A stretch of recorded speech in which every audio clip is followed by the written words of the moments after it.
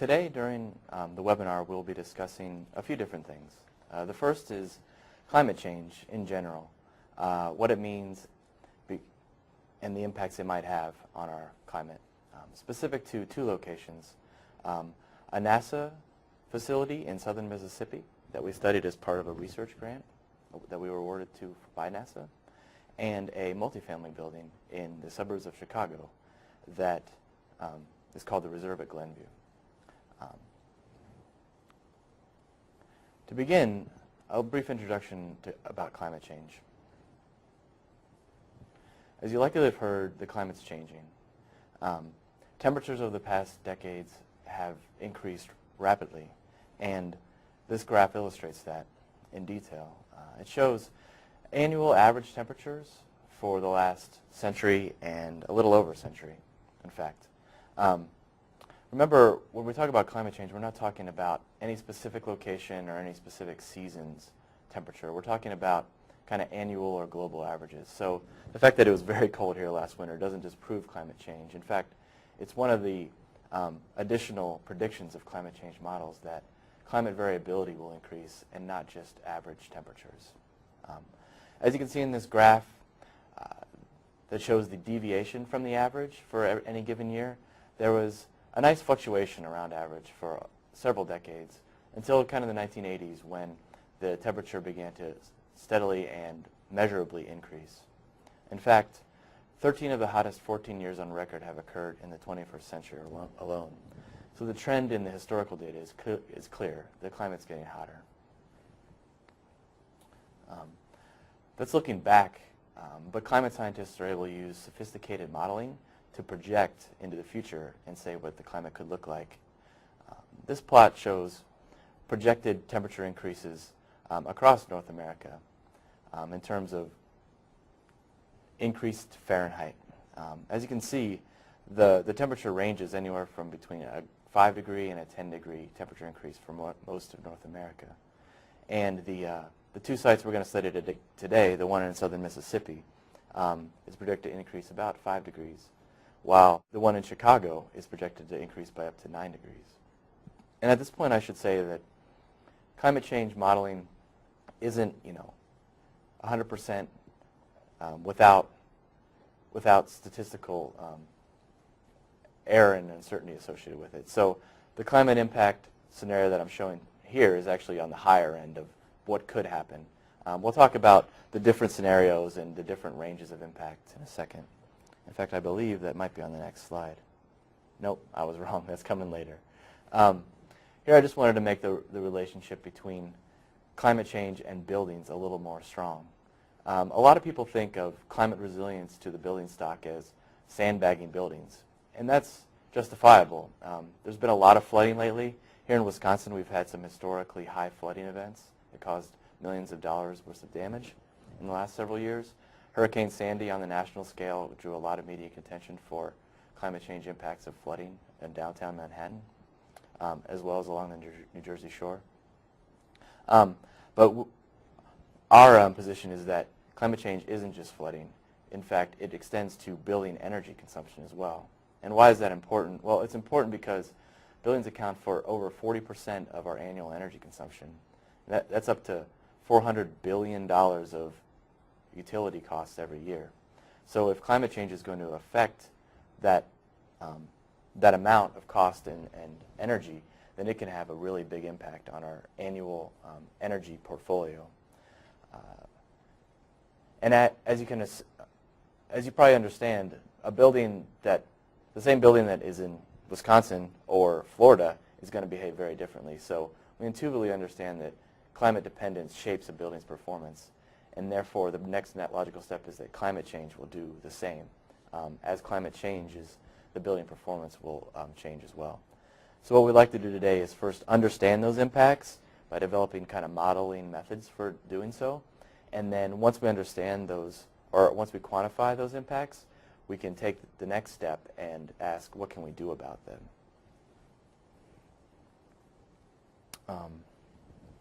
So to begin, we're going to talk a little bit about a NASA research study that we worked on a year ago that quantified the energy consumption at the Stennis Space Center. Before we get started, though, I'd like to thank NASA for the funding and Rodney McKellop specifically for his help in conducting the research, without which it would have been a much more difficult project. The objectives of the project were to first understand the energy consumption of the Space Center under today's current climate scenario, and then quantify the impact that climate change could have on that energy consumption going forward. Then we wanted to take that next step, like I mentioned before, and develop these resiliency strategies, which would basically lessen that impact or negate it completely if implemented by the facility staff at Stennis. So we began our NASA study. The Stennis Space Center is a large testing facility located in southern Mississippi. You can see from this map that there are about 100 buildings and large testing centers located all over the campus. As the first step to our study, we tried to characterize the building stock. Our team did an initial walkthrough. We went with the facility staff and we tried to characterize these buildings. What we found was that the building stock varied greatly in terms of its age, size, and the end uses. We found anything between a typical office building to a very large, sophisticated testing facility. We also found that a lot of these buildings were built around the 1960s, so they were fairly old buildings as well. With a few mixed in newer buildings as well. Yep. And then the facility staff provided us the electricity and natural gas usage for several years for these buildings. When we compared it on a per square foot basis, we found that compared to a typical U.S. building, the energy use of the NASA buildings were almost twice. This is because there are large data centers and testing facilities on campus, and you can see from this plot that a large portion of this data is climate independent. It does not depend on the climate. So when we tried to plot the electric demand for these buildings on versus the outdoor dry bulb temperature, we found that as the temperature increases, the energy use of the buildings increased as well. And this is particularly true for higher temperature ranges. You can see starting 60 degrees up, the energy use of these buildings increase linearly. So when we agree that the future temperature is going to increase because of climate change, we can see a more pronounced effect of increase in energy consumption. This makes a lot of sense when you look at it. In general, as you'd expect, as it gets hotter outside, the cooling equipment is going to work harder, and so do the pumps and fans that have to move that cooling energy around the building. And so as the cooling energy works harder and harder with increasing temperatures, the electricity demand just increases. And we'll talk a little bit more about that in detail later on as well. Here's a breakdown of energy cost and uses. When broken out by cost, you can see that about 35% of the overall utility costs are climate dependent. The Stennis Space Center in the year 2011 used about 80 million kilowatt hours of electricity and more than 1 million therms of natural gas. So for this 35% that is climate dependent, it included heating and cooling loads and the associated fan and pump energy from the HVAC system. The remainder of these costs is not climate dependent, and it included lighting, plug loads, data center loads, and so on. Only a small portion of the Stennis Space Center loads were actually natural gas dependent. You can see that it is 7.5%. Most of these loads were based on electric loads. Yeah, so it really positioned us for taking our analysis most effectively. You know, we want to concentrate on electric side, and we also want to concentrate our climate resiliency strategies on things that affect the heating, the cooling, the pumping, and the fans. HVAC is specifically lighting, plug loads. They use a lot of energy, but because they're not as climate dependent, they don't have as big of an impact on a building's resilience to climate change. And like we mentioned earlier, the NASA facility has over 100 buildings, and unfortunately, we couldn't model all of the 100 buildings. We couldn't make a typical prototype either because this building stock varies greatly in terms of how old it is and what the building actually does. So what we did was we identified 31 buildings that consumed 80% of the overall facility's energy use. So that way we could effectively capture the majority of the energy use by focusing on the major energy consumers. We not only modeled these buildings, but we also went through a detailed calibration process. So by calibration, we mean getting our energy models as accurate to the measured data as possible. Like after we completed our walkthrough of the NASA facility, the facilities managers, we got a lot of information from the facilities managers about the building characteristics. What are the insulation levels? What is the occupancy like? What are the plug loads and lighting levels and so on. So after that, we fed this information into our energy models. And then we swapped out the typical meteorological weather file to the actual weather data for the year 2011, which is the year we conducted this study. So then we repeated our simulations, and we looked at how accurately does our simulation match the utility bills or the measured data from these buildings. This is our pre-calibration results. Each of the red dots that you see on the graph is a building, is the result from our energy model for one building. If our modeling results match the measured data completely, 100%, all of these red dots would fall on the 1-to-1 line. But you can see that that's not the case here. There is significant scatter between the 1-to-1 line and some of these red dots. That means our energy models are either over-predicting or under-predicting the energy use of these buildings. So which is why the calibration process became really important. This next slide that you see is the results from the calibrated energy models. You can see that the scatter has significantly decreased, and the energy use of the buildings matches the measured data more accurately, and the blue dots have moved closer to the 1-to-1 line. After this calibration process, we got within 5% of the electricity use and 2% of the natural gas use from the actual measured data. So after this, now that we have characterized the NASA buildings and we know what exactly the energy consumption of these buildings are like, we went on to look at what is the future climate of Mississippi going to be. Right. At that point, we had a set of models that said, here's what Stennis looks like today. But we needed to first understand what the climate, in order to quantify what climate change would make the building stock do in the future, we need to understand what the climate change scenarios look like for the Stennis Space Center in southern Mississippi specifically. Yeah, thanks. Mentioned previously climate models. Now we're getting into the real details of the climate models. This is the NARCCAP data set, which stands for the North American Regional Climate Change Assessment Program. It's a set of high-resolution climate change simulations that can predict temperature increases as well as other climate variables for a range of future impacts. The future period is between 2040 and 2050. So when we're talking about the future, we're talking about 30 to 60 years out. The spatial resolution of the models is pretty fine. You can get data on a 50-kilometer by 50-kilometer grid, so you can really zoom in to a given location and get the regional dependence and not just global dependence.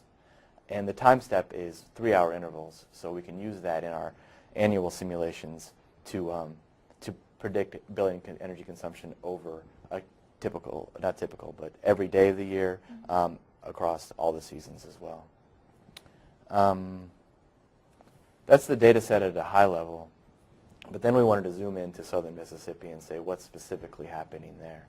And here you see illustrated kind of that range of climate change impacts that I mentioned earlier. There's actually 11 modeling combinations within the NARCCAP data set that predict various combinations of global and regional temperature drivers. We couldn't, and let me even be more specific, within each one of these data sets there's 30 years worth of data on 3-hour intervals across multiple climate variables. So the amount of data included in the NARCCAP data set is substantial, to say the least. We couldn't model all of it.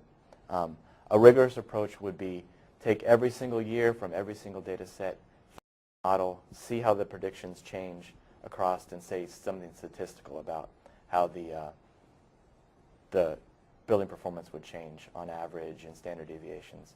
We unfortunately didn't have time for that in our research study, so instead we chose a bracket approach, which just meant we're going to look at a low impact case and a high impact case and predict building energy performance in those two cases, and assuming that that will then bracket the potential impacts of climate on building performance. We've circled the low impact and the high impact case on this plot. So For southern Mississippi, temperatures could increase on the low end from like 2.5 to 4.5 degrees on average annually. And then on the high end between, again, 2.5 but up to 7 degrees temperature on average annually.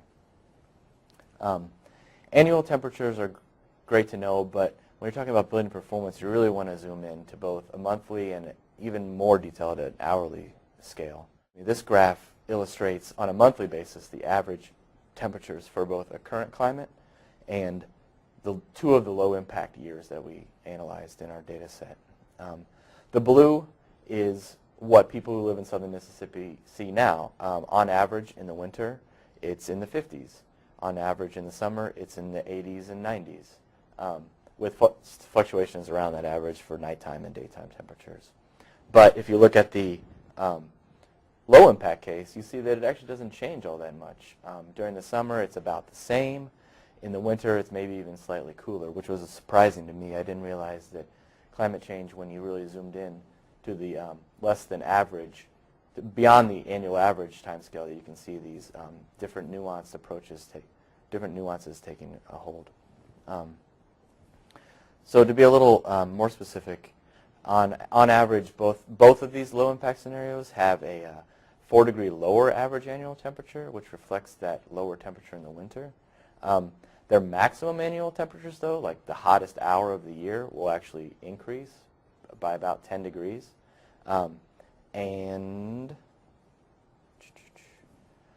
moving on from the low impact to the high impact case, you see that although that same winter phenomenon is the case, where it actually might get cooler in the winter in the future, the summer shows a clear trend towards warming conditions. On average, across the entire year, on average across the summer, the high impact case shows about a 9-degree temperature increase, with the maximum, so the highest temperature on the hottest day of the year, increasing by like 20 degrees, which means for a location which is already pretty hot, it's only going to get that much more hotter.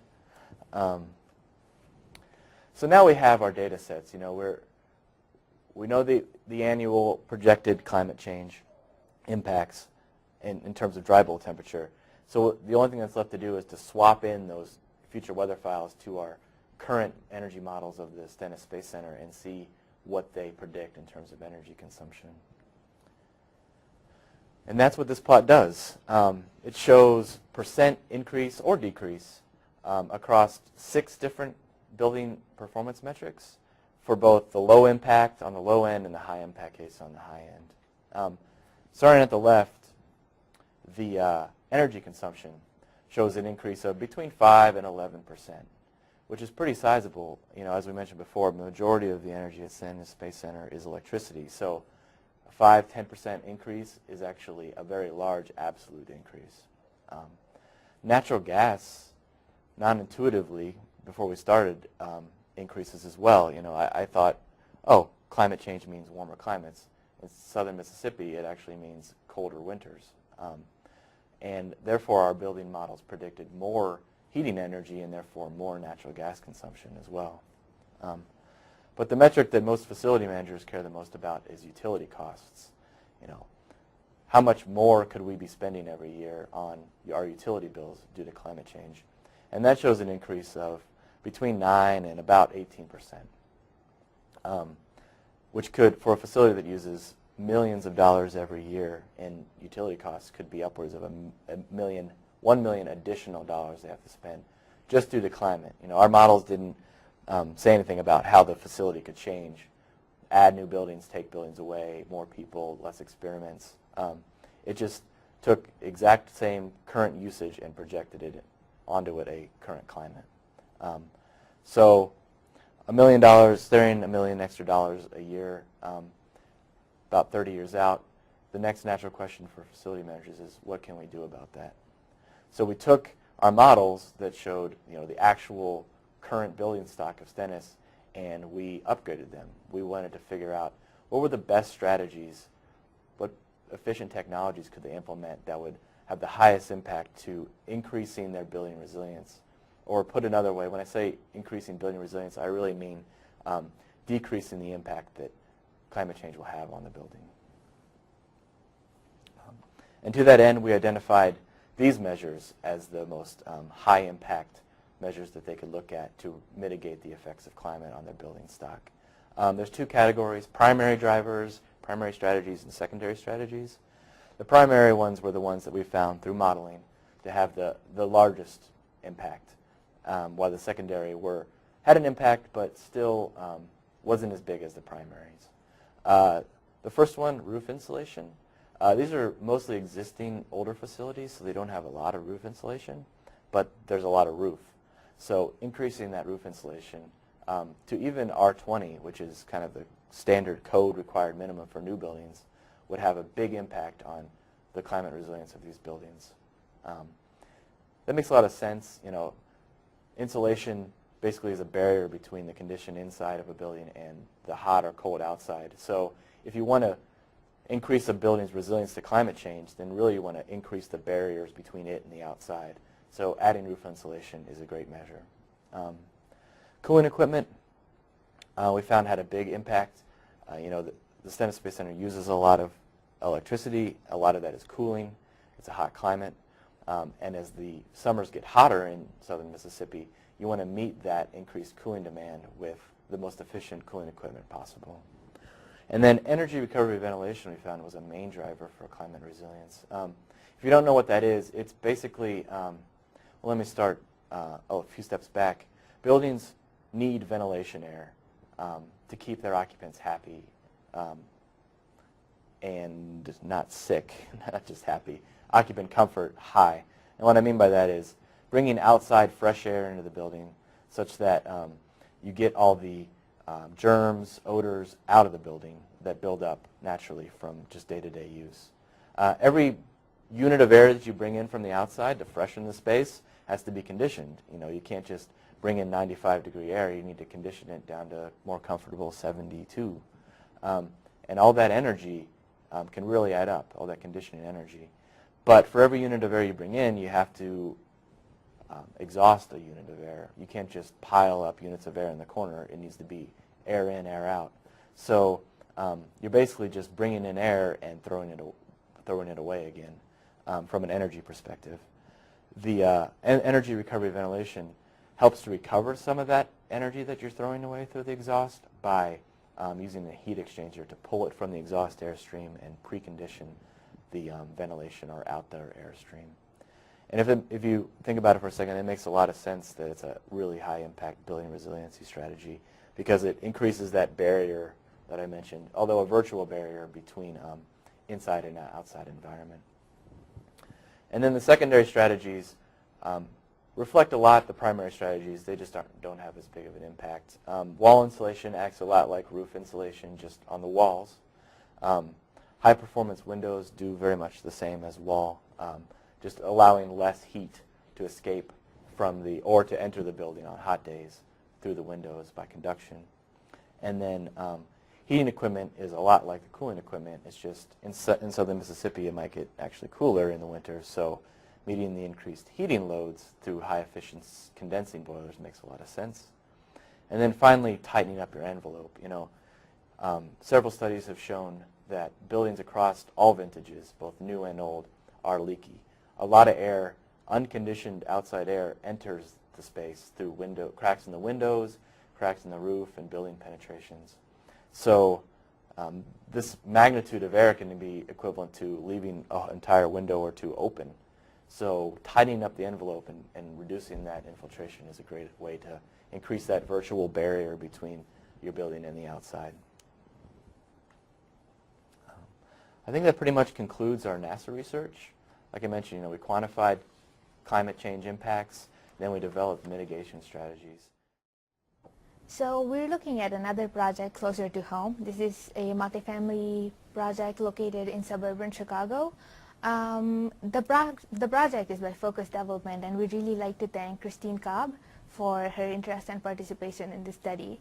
In brief, we applied the same results we got from the NASA study, the method, and we adapted it to analyze Chicago's climate profile. The one major difference between this study and the NASA study was that The NASA study had measured data. We could walk through the buildings, collect measured data, and calibrate our energy models. But you can see from this picture that this building is currently under construction, so we do not have any measured data for this yet. All of our analysis is based on energy simulations. And in mirroring the NASA study, the objectives of this is the exact same. Understand current building consumption, energy consumption, project what it will look like in the future, and then develop mitigation strategies to offset that impact. So like we said, this is a multifamily building of about 428,000 square foot. There's about 239 apartment units. Sustainability has been a main theme for this project right from the conceptual stages. This was built on a brownfield that was remediated, and this building is targeting LEED Silver. During the design phase of the project, the owner, architect, and the engineering teams, they all evaluated the design. They constantly evaluated and did design upgrades to make it more energy efficient. This building is also participating in the EnergySMART portfolio management program, and they also worked with the Energy Center of Wisconsin to introduce more energy efficient strategies into the building design. Here's a quick look at the different project teams that were involved in the design of this building. From the Energy Center's participation was that we did the energy analysis for the ComEd New Construction Program. The ComEd New Construction Program offers design assistance and incentives to building owners, designers, and architects to implement a lot of energy efficient building technology. The outcome of participating in this program is that first, it gives us the opportunity to work with design professionals and to help them implement better building technology and to make informed choices. The second outcome is that the program also gives incentives for every kilowatt hour of electricity saved. These dollar incentives help the owner offset a portion of the cost that they incurred because of implementing advanced building technology. Typically, our projects go through energy modeling, and it involves multiple iterations. We look at a variety of energy conservation measures, and then we evaluate which ones make the most impact on this building. So the first step is to create a baseline model. In this case, the baseline was IECC 2012, which is a very stringent baseline compared to the NASA facility where we were using existing buildings. So the results are going to be, we're comparing the results on a slightly different scale. The second step is to create a proposed model which includes all of the design upgrades that we worked with the engineers and we decided we were going to implement. And yeah, I just want to point out a couple things. Between the baseline, which is kind of the code minimum building the design team could have built if energy wasn't a key driver in the design, and the difference between that baseline and the proposed, which is what they actually are building, there's a lot of energy savings. In fact, our analysis showed that between the baseline and the proposed, the building could save up to $86,000 off its utility bills every year. As Saranya mentioned, there's incentives available from the program to help offset the upgrade in cost to implement those strategies, and those totaled about $88,000. So you can see from here that the incentives and the energy savings pretty much worked on a one-to-one basis, and together the owner had about 20 cents per square foot in energy savings. You can also see from this graph that among the different energy conservation measures that we implemented for this project, the building envelope and lighting upgrades made a slightly lower impact compared to the HVAC upgrades. You can see the biggest share of the savings for this project is from implementing higher efficiency HVAC systems and by implementing advanced controls on the ventilation systems. Like Scott just described a little bit about what energy recovery ventilation is, and about fan power. We're going to discuss a few of these ECMs in detail later, but some of these measures you can see contributed to significantly more savings than the envelope and the lighting measures. Yeah, and we're not trying to say that envelope and lighting aren't good ways to save energy. On the envelope side, it's hard to beat code. Yep. It's very stringent, IECC 2012. On the lighting, they saved a lot of energy there. It's just not a climate-dependent ECM or energy conservation measure, which means that we didn't dive into the details as much with that as we did the HVAC measures. Yeah, so through our modeling with the ComEd and Nicor program, we established what the building will potentially use under the current climate scenario. Now we need to understand, just like we did with the NASA study, what the climate change predictions look like for the Chicago area. You've seen a similar plot to this before. Again, just getting at the point that there's a range of projections and that our analysis only really looked at the low end and the high end. On the for the low impact case, the annual temperature in Chicago could increase between 2 and 3.5 degrees. In the high impact case, it could increase between 3.5 and 9 degrees, which, since that's an average, we'll talk about how much bigger that is on a monthly basis now. This plot shows, for the low impact case, the current and then 2 of the future years from the 30-year data set of the low impact case. The current in blue you'll recognize if you live where we do, Chicago for Saranya, Madison for myself. On average in the winter, it's in the 20s, with lows, regularly in the teens and even below 0, unfortunately. In the summer, it gets into the averages in the 70s with highs in the 80s and lows in the 60s. That makes a lot of sense just from experience for us. For the future cases, we see an interesting trend of higher summer temperatures, but the winter could either be hotter or colder. That same temperature profile is similarly seen on the high impact, where the summers are now specifically hotter for sure, and the winters are either similar to today's current climate, or maybe a little hotter, maybe a little colder. So there's consistency on the summer side, where it's probably going to get hotter. On the winter side, it could go both ways, and that'll be kind of illustrated a little bit more as we talk about the results we found. So now that we've determined what Chicago is going to look like in the future, Chicago's climate is going to look like in the future, we used these future climate files and repeated our modeling process. So now we were able to quantify the climate's impact on the building performance and what building technologies offered most resilience to the climate change pattern. Here is a plot which is very similar to the NASA plot, but to help you understand better, we've only added the red bars. So the red bars mean it is the range of climate change impact had the design team built this building to a code minimum.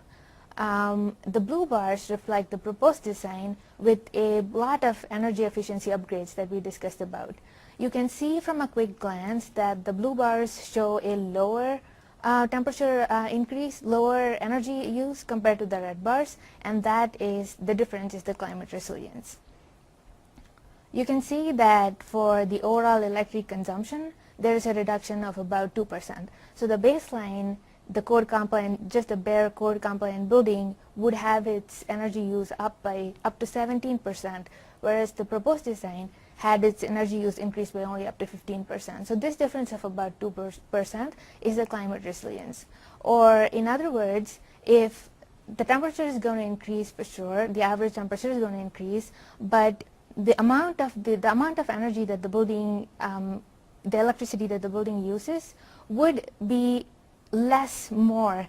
Yeah, it would be, instead of using 17%, it would only have a 15% hike. So it's going to go up for sure. Yeah. It just may not go up as much as if the energy efficiency upgrades hadn't been implemented. For the natural gas, it's only about 4%. It's pretty minimal because of what Scott explained earlier. We know that the summer temperatures are going to go up for sure, and that's why we see a pretty significant increase in both the electric consumption and the peak electric consumption, whereas the winters could go either way. We could have a colder winter or we could have a warmer winter. So depending on that, the natural gas use is going to fluctuate a little bit.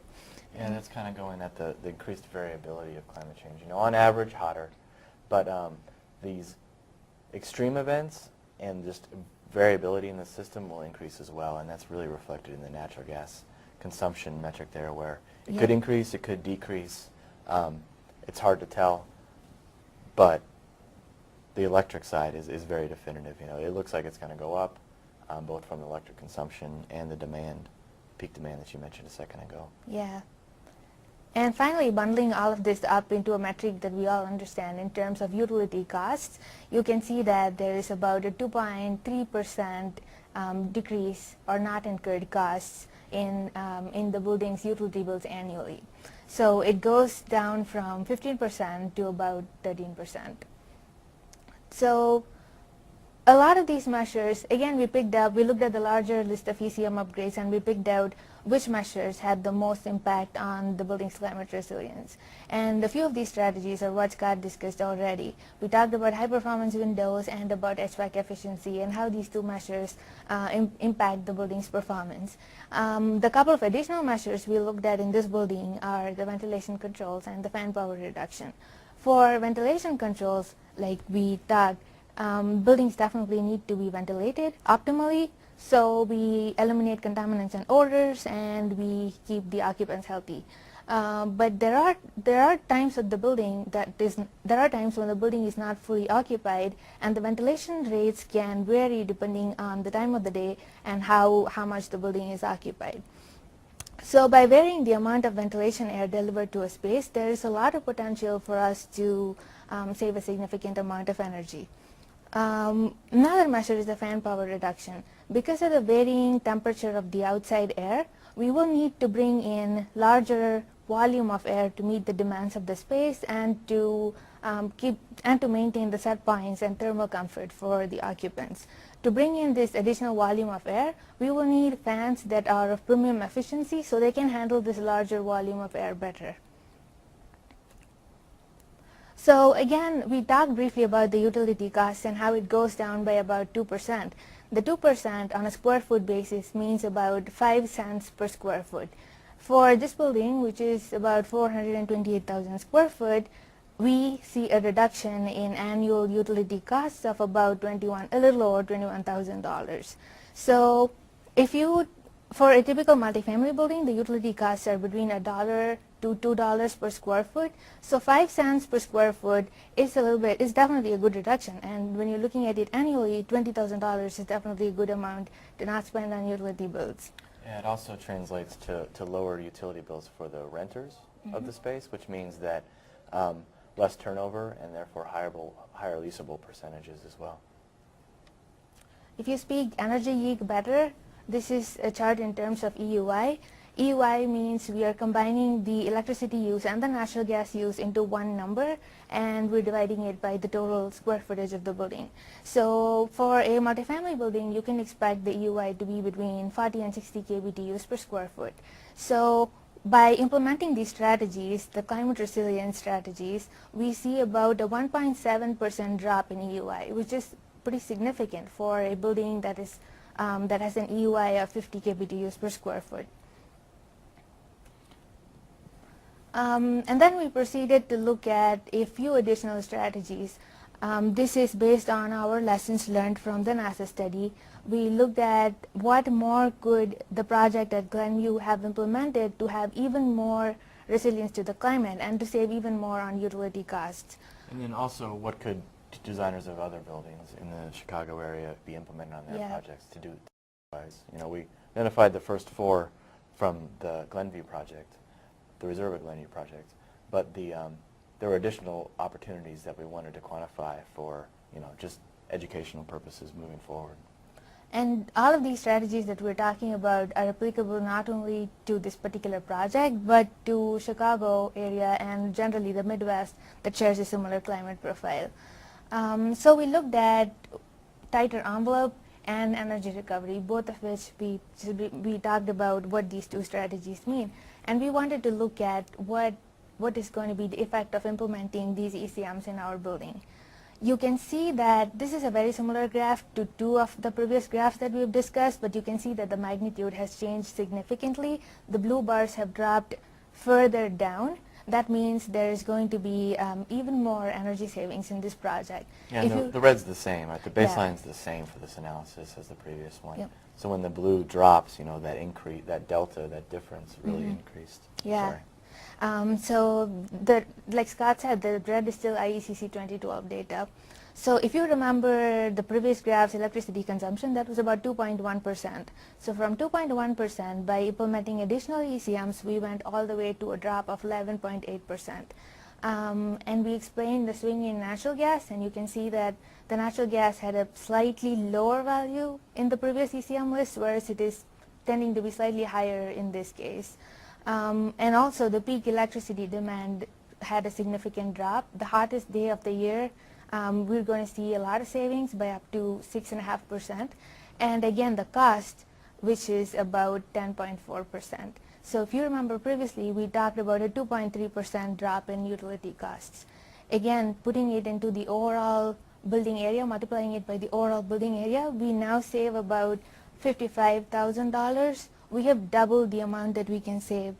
Previously, we discussed about $21,000. So there is so much potential by implementing a few simple upgrades to the building that the owner and the design team could work together and implement in any building design. Yeah, those last two really had a big impact. I mean, the first set of graphs that we showed put together, 12 different ECMs from envelope, lighting. It had the ones we pulled out, HVAC efficiency and controls. There was a lot of ECMs in that difference, but the difference between those plots and this plot are just the two, the ERV and the infiltration reduction, and we got a very sizable increase just from those two simple strategies. Again, this is the comparison that we talked about from the previous step. Talking about EUI, we now have a drop of 3.9 kBTUs per square foot. Again, for an average building of 50 kBTUs per square foot, 3.9, that's almost 4 kBTUs per square foot, is a very significant drop. Compared to the previous kBTU reduction of 1.7, we have almost doubled our energy utilization index per square foot values. Yeah, that's the gist of our research, both at NASA and on a multifamily building near Chicago. Just to kind of wrap things up with a few final thoughts, it's a well-known fact that energy consumption in buildings is significant, and it's actually growing rapidly in the U.S., particularly in major U.S. cities. Climate change, will only accelerate those impacts as climate change accelerates itself. Hotter and hotter temperatures will really have a dynamic effect on how buildings use energy. So from our perspective, it's really important to understand first quantify how that impact will look on different buildings in different regions, and then develop resiliency strategies that will help our future buildings react to those changes in climate. Doing that could involve identifying, like we have, the most beneficial technologies and designs that could be implemented on a given building or in a given region. It could also take the form of climate resilience guidelines. So building codes, for instance, look at current climate and give proposed metrics for how buildings should be designed. Could we then inform those codes with more specific resiliency metrics that look at analysis of changing climates, and also strengthen our existing energy efficiency programs and portfolios and policies? They're all designed about how buildings use energy now. How can future iterations of policy and programs look to take into account the fact that climate change will dynamically change the amount and the quantity and the way in which buildings use energy? What we presented today was our first take at a methodology to do that. It admittedly needs some work. We could look at more rigorous approaches for looking at all of the different climate projections and talking statistically about how building performance will change in the future. And some of the inputs that the climate scientists develop, like outdoor dry bulb temperature, are easily inserted into climate models, but some are not. We need better data from climate scientists in order to inform our the type of data that our building energy model needs from a weather perspective, particularly solar radiation. It's very hard to predict what the solar irradiance is going to look like in the future, but getting better data sets from that would really help our predictions be more accurate. As Andrew has mentioned several times, in the link section of your webinar, there is links to additional information, both from additional climate change information and climate change data at the NARCCAP data set, as well as links to our research and a ASHRAE Journal article that we published a few months ago on our NASA research. We talked briefly about the COMET new construction program for the Reserve at Glenview project. Here are the different energy efficiency programs that COMET manages as part of a portfolio called the COMET Smart Ideas for Your Business program. The program that we manage and we participated in is the new construction program for any existing building, major renovation, or ground-up new construction. Very similar to the COMET program, this offers incentives for every kilowatt hour of electricity saved at about 10 cents per kilowatt hour. And very similar to this program, we also have the energySMART, which is a Nicor Gas program. And this program looks at measures that save natural gas use and incentivizes building owners for reducing their natural gas usage. Both these are really great programs, and we end up saving a lot of energy through our technical analysis, through energy analysis. I think Andrea will wrap it up for us. Yes, and if we are on the sponsors slide, just want to again thank our sponsors, ComEd and Nicor Gas, for their generous support of today's webinar. And then we'll move on to the last slide, which has Saranya and Scott's contact information, as well as a link to learn a little bit more about the Energy Center's work in buildings.